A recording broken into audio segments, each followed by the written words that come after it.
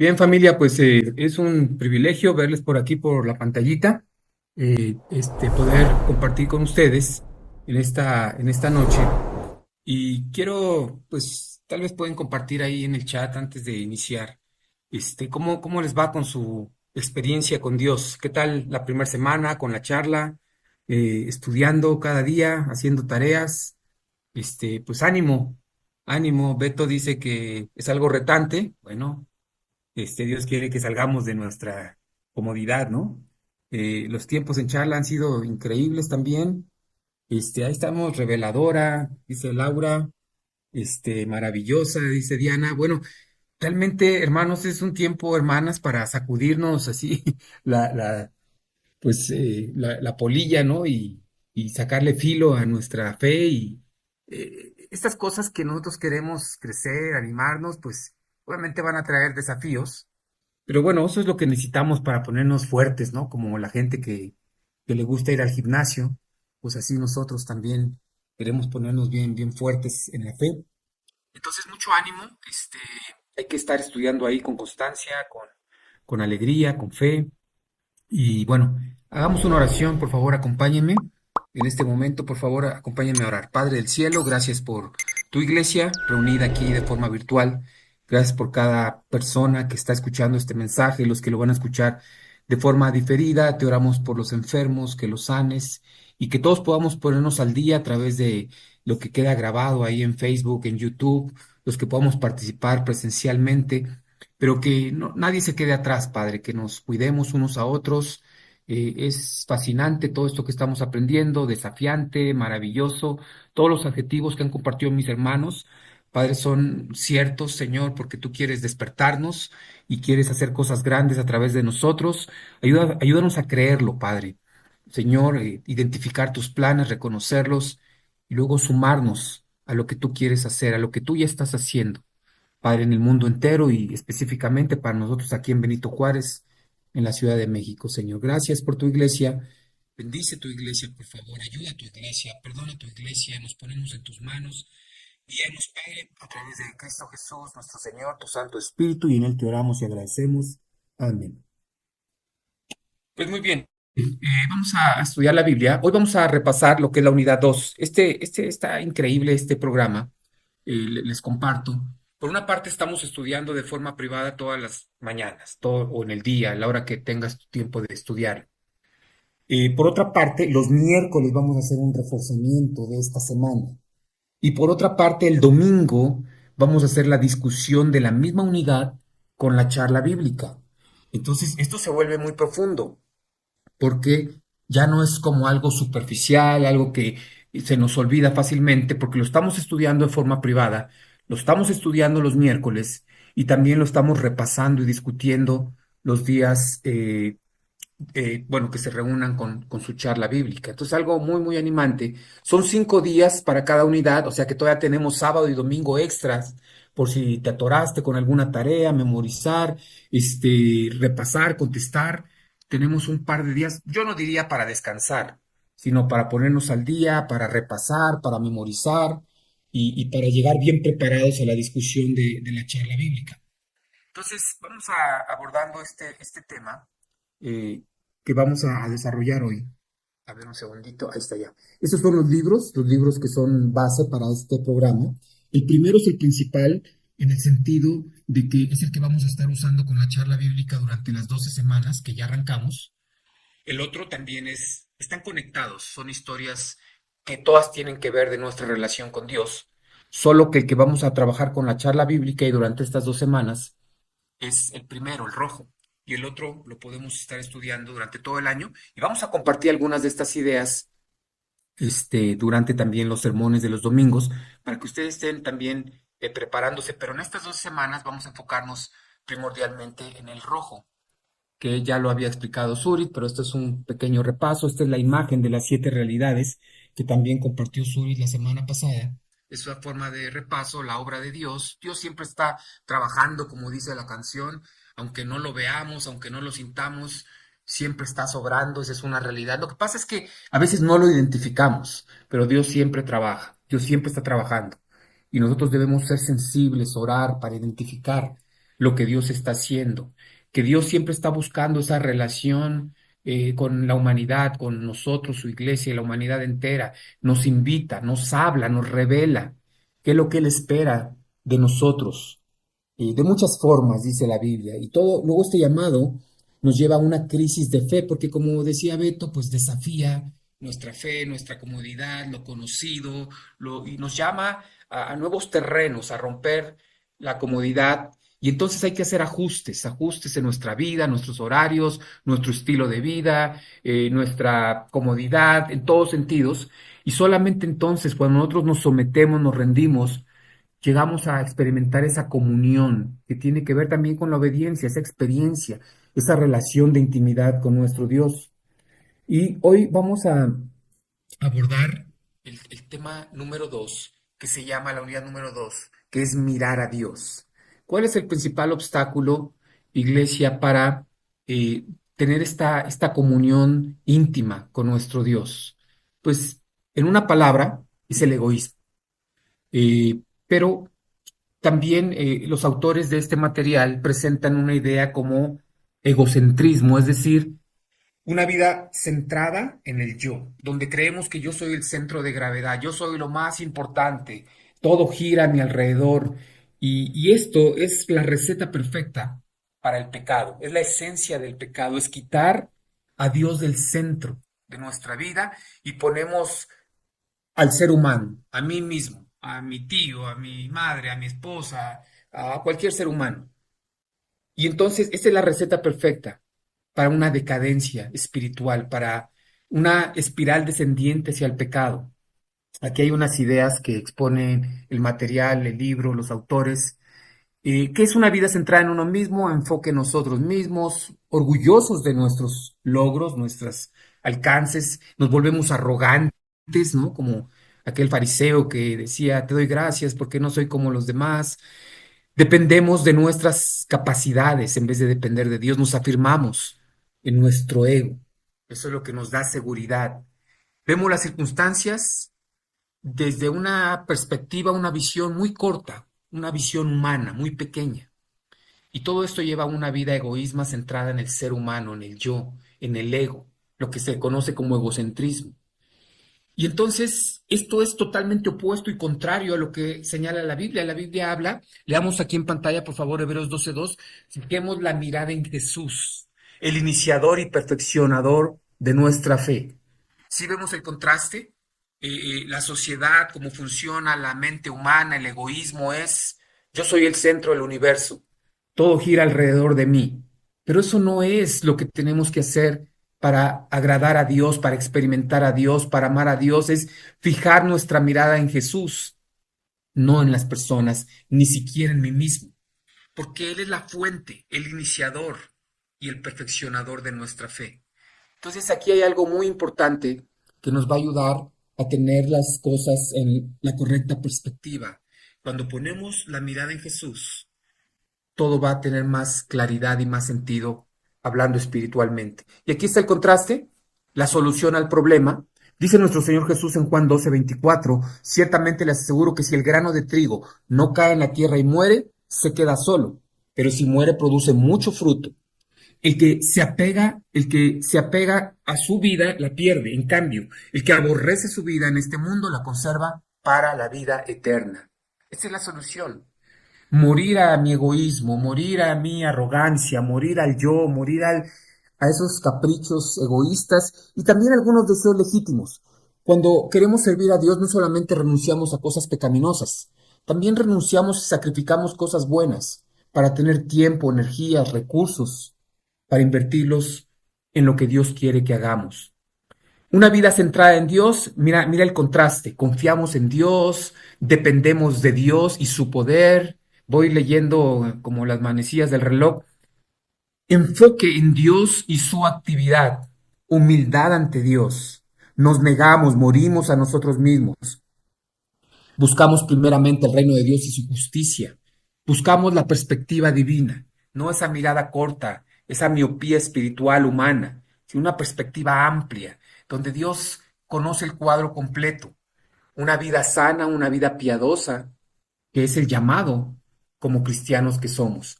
Leyendo todo este material hubo algo que me llamó mucho la atención, porque cuando ya no estamos centrados en nosotros mismos, estamos dispuestos a salir de nosotros mismos y a buscar en la voluntad de Dios. Un pasaje que llamó en particular mi atención es en Hechos, donde Ananías es enviado a ayudar a Saulo. Recordemos que Saulo en el camino a Damasco tiene un encuentro cercano con nuestro Señor Jesús, queda ciego, se va allá 3 días en la oscuridad y entonces Dios nuestro Señor levanta a este hombre piadoso, Ananías, para que lo vaya a ayudar. Ananías no tenía en su agenda ayudar a Saulo de Tarso, más bien le tenían miedo. Era un hombre que tenía licencia para causar terror entre los cristianos, encarcelarlos, tenía cartas de las autoridades para poder causar esa persecución hacia los cristianos. Ananías no quería ayudarlo, le tenía temor. Saulo, por otra parte, no tenía planes de ayudar a los gentiles, mucho menos a los cristianos, quería destruirlos. Pero cuando centramos nuestra vida en Dios, nuestra agenda cambia, nuestros planes cambian. Ellos no pensaron o no querían hacer esto, ni siquiera se les ocurría. Dios tiene planes bien confeccionados y cuando nosotros experimentamos esa relación, nos unimos a sus planes, no cosas que nosotros pensamos, planeamos, hubiéramos imaginado. En realidad, Ananías no tenía ese plan. En realidad, Saulo no tenía ese plan y no pensaron, no creían. Eran cosas difíciles, pero Dios tiene ese poder para transformarnos y dirigirnos en sus caminos. Aquí hay un contraste en esta unidad número 2 de lo que significa una vida centrada en uno mismo, confiando en uno mismo, donde nosotros somos quienes tomamos las decisiones y por otra parte el mismo personaje, Moisés, confiando en Dios, no haciendo lo que él quiere, sino lo que Dios ordena. En el primer caso, como vemos ahí en Éxodo capítulo 2, Moisés haciendo las cosas a su manera, el versículo 12, ahí ustedes pueden leerlo con calma, dice que mira a uno y otro lado y al ver que nadie lo está observando, mata a un egipcio y después lo esconde en la arena. Eso es lo que sucede cuando nosotros no estamos centrados en Dios, cuando no estamos poniendo nuestra mirada en Jesús, cuando no somos dirigidos por el Espíritu Santo, cuando hacemos las cosas como creemos que deberían ser. Y mira las consecuencias. Aquí hay pues un asesinato y gracias a eso ahora Moisés tiene que huir y vivir en el desierto de Madián por 40 años por una mala decisión, porque no es algo que Dios le había encargado, no es algo que él tenía que hacer, sino que actuó de manera impulsiva, a lo mejor con buenas intenciones, a lo mejor con un corazón de ayudar, pero no era lo que Dios le había mandado y ahora esta decisión tenía consecuencias.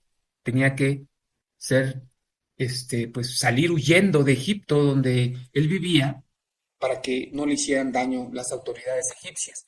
Pero mira ahora la otra parte, ya un Moisés maduro, centrado en Dios, confiando en Dios.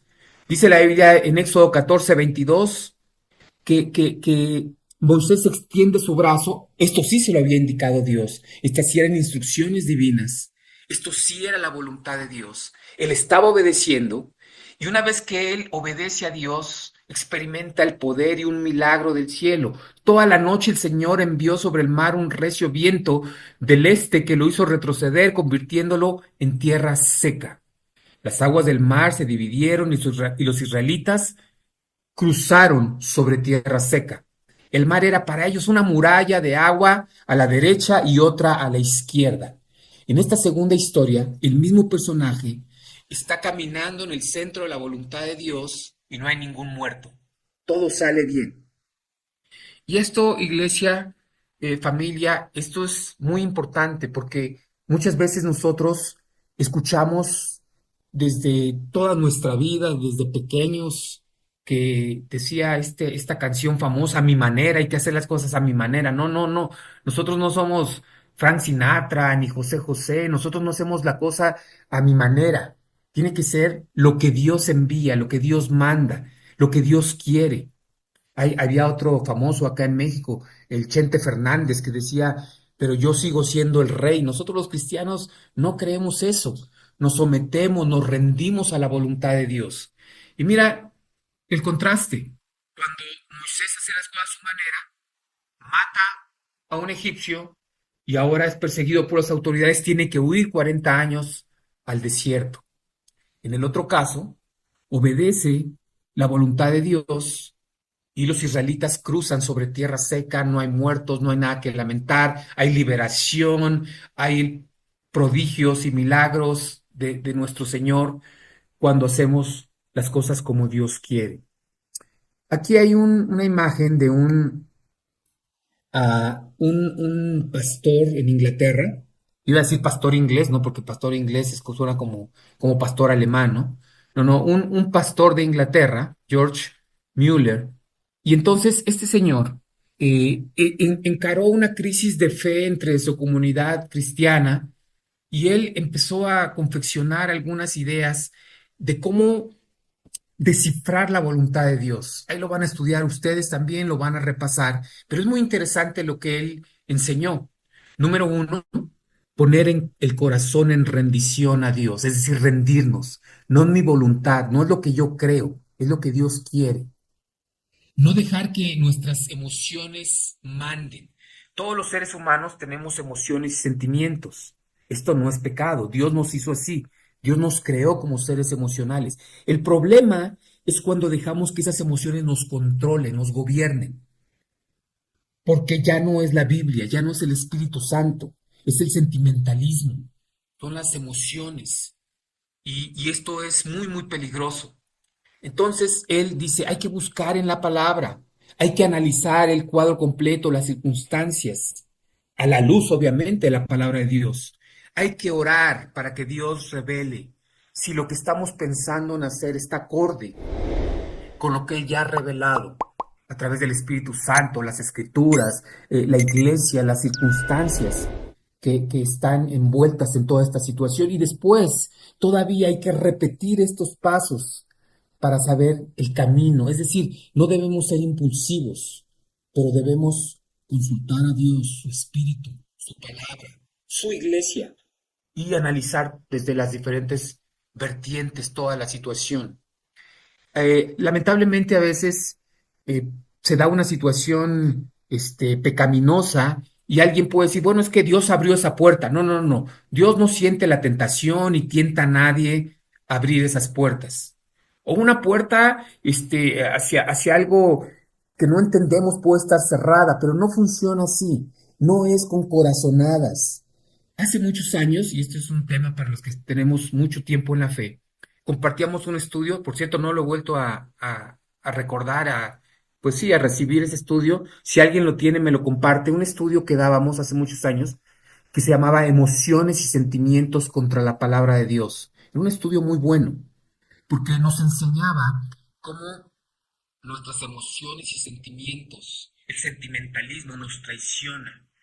Muchas veces pensamos que es que soy sincero, la sinceridad es buena, pero no siempre es suficiente. Todo tiene que verse bajo el lente, bajo el filtro de la palabra de Dios. Alguien puede decir, es que yo tengo esta corazonada. No, no, no, no, mis hermanos, no, iglesia. La fe del cristiano no se mueve por intuiciones, por corazonadas. Es que así me educaron. No, no, no, el cristianismo es contracultural. El cristianismo se basa en la voluntad de Dios, no en la cultura, no en las corazonadas. Las corazonadas, las intuiciones son muy peligrosas, porque así como puedes acertar, puedes fallar. Eso de las corazonadas es como jugar a la ruleta rusa. No, no, no, no, así no funciona la cosa. Y bueno, recordando y evocando ese estudio que les decía que compartíamos, una de las escrituras era Jeremías 17. Nada hay tan engañoso como el corazón, no tiene remedio. El corazón del hombre no tiene remedio, es perverso y engañoso, dicen otras versiones. ¿Quién puede comprenderlo? Yo, el Señor, sondeo el corazón y examino los pensamientos para darle a cada uno según sus acciones y según el fruto de sus obras. Cuidado. Cuidado con experimentar nuestra relación con Dios, nuestro cristianismo, en base a la intuición, a las corazonadas. No, no, no, no. Todo tiene que ser analizado, visto. a través de la santa palabra infalible, inerrante palabra de Dios que tenemos a través de la Biblia. Y bueno, continuamos. Una de las cosas que me ha encantado de este tema de la unidad 2 es que se presenta la idea de que Dios es un iniciador, Dios toma la iniciativa. Y hay un par de pasajes aquí en pantalla, Romanos 3:10, así está escrito: no hay un solo justo, ni siquiera uno, no somos justos. No hay nadie que entienda, nadie que busque a Dios. Dios nos buscó primero, Dios nos enamora, Dios toma la iniciativa. Esta escritura, Juan 6:44, es increíble. La he compartido 1 millón de veces. Nadie puede venir a mí si no lo atrae el Padre, que me envió, y yo lo resucitaré en el día final. Nadie viene a mí si mi Padre no lo trae. Esto es muy animante, iglesia, porque a veces decimos, a mí me trajo fulanito a la iglesia, a mí me trajo mi primo, a mí me trajo un vecino, a mí me trajo mi esposa, a mí me trajo mi padre, pero al final del día, quien nos trae al reino es el Padre. Dios nos trae y nos trae a su reino, a los pies de Él, de Jesús, y nos incorpora a su familia. Esto es muy, muy animante. En esto de las relaciones humanas, hay una idea interesante, que siempre hay personas más extrovertidas, más sociables, que inician las relaciones, son iniciadores. Bueno, estas personas son buenos imitadores de nuestro Dios, porque Dios es un iniciador de relaciones. Dios es primero el que nos invita a venir a su reino, el que nos llama, el que nos busca. Dios es un iniciador en esta relación que tenemos con nuestro Padre. Filipenses 2:13 dice que Dios produce en nosotros tanto el querer como el hacer. ¿Qué es esto? Él inicia. Él inicia en nuestros corazones, en nuestras mentes. Y ya lo que me encantaba leyendo esta semana es, si tú ves a alguien buscando a Dios, hablando de Dios, preguntando de Dios, es porque Dios pone en el corazón del hombre tanto el querer como el hacer. Y bueno, otra idea muy, muy buena es Dios sigue hablando. Dios habla, no es un asunto del pasado. De hecho, hay una versión de la Biblia que dice Dios habla hoy. Dios sigue hablando y comunicándose con su pueblo.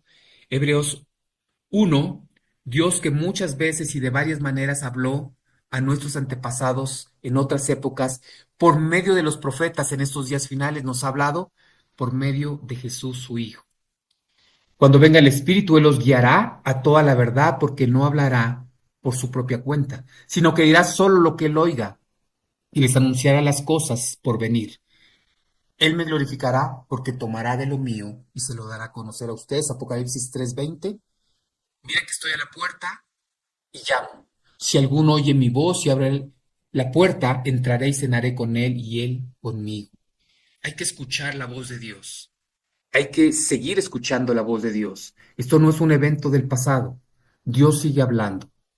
Y bueno, en toda esta idea también sabemos que nuestro Señor nos prepara, transforma nuestro carácter.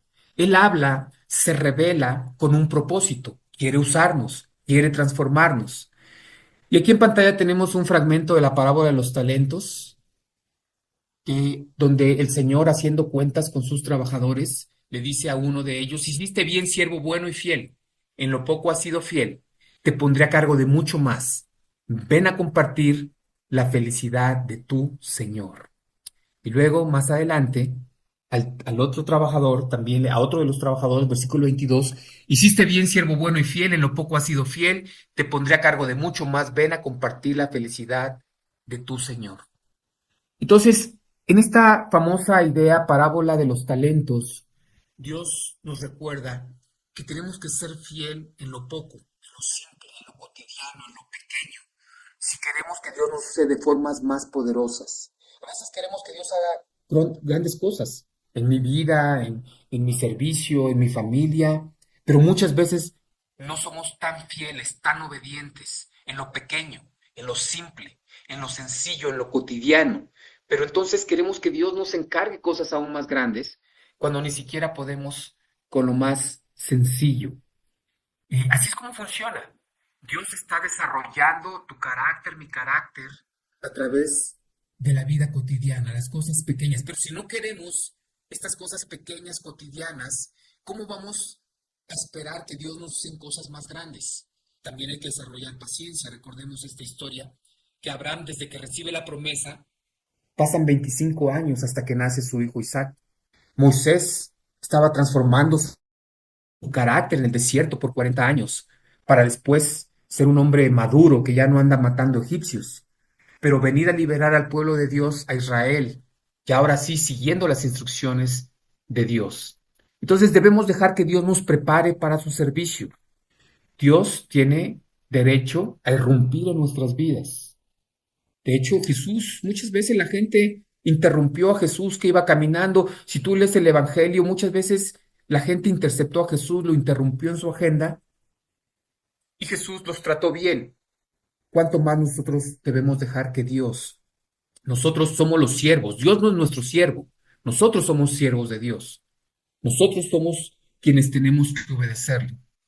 Y debemos permitir que Dios, que es nuestro amo, Señor, nuestro Maestro, interrumpa nuestras actividades, nuestras agendas y nos use. Si Jesús el Señor, el Maestro, se dejó interrumpir y decidió ayudar a las personas, cuánto más nosotros que somos siervos. Pues ese es un repaso de la unidad número 2. Continúen estudiándola. Les digo, todo esto va encadenado, estudiando en la privacidad de tu hogar, los miércoles retomando estos temas y todavía el domingo cerrando con broche de oro en una discusión con la charla bíblica. Así es que repasemos la unidad número 2. Bueno, estas clases quedan grabadas, gracias a Sur y Ditzel que las dejan grabadas para el que la quiera repasar. También hay unas preguntas de discusión, una escritura de memoria que vamos a repasar con la charla bíblica en nuestra reunión. Vamos a leerla, por favor. Estos confían en sus carros de guerra, aquellos confían en sus corceles, pero nosotros confiamos en el nombre del Señor nuestro Dios. Salmo 27. Esa es la escritura para memorizar esta semana. Y bueno, ahí están las preguntas de discusión que se van a hacer en la charla bíblica. Cuando se reúnen, ustedes deciden si es presencial, si es por Zoom, si es sábado, si es domingo, si es viernes. Cada grupo tiene que reunirse y decidir cómo lo hace. Ahí están las preguntas. Es bueno que las tengan porque de esta forma pueden llegar preparados, ya leídas estos pasajes, bien analizados, para que cuando lleguemos a la discusión, el día de la reunión, ya sepamos y podamos participar todos con estas preguntas de discusión que están en pantalla. Y bueno, no te pierdas la fiesta, mi hermano, mi hermana. 12 sesiones, una cada semana. Durante 12 semanas vamos a estar reuniéndonos durante una hora para hablar de este tema, reforzar, crecer, ayudarnos, amarnos, amar a Dios, servir al prójimo. Ustedes deciden la forma, el lugar, el día. No te pierdas la fiesta. Mira qué felices están todos en esa charla que está en esa foto. Es la charla de Pedro Tapia, esa que está ahí en la pantalla. Mira qué joven se ve ahí de lo feliz que está Pedro Tapia, bien feliz en su charla. Entonces, hermanos, no nos perdamos la fiesta. Los esperamos esta semana. Que Dios les bendiga y gracias a todos por escuchar. Buenas noches.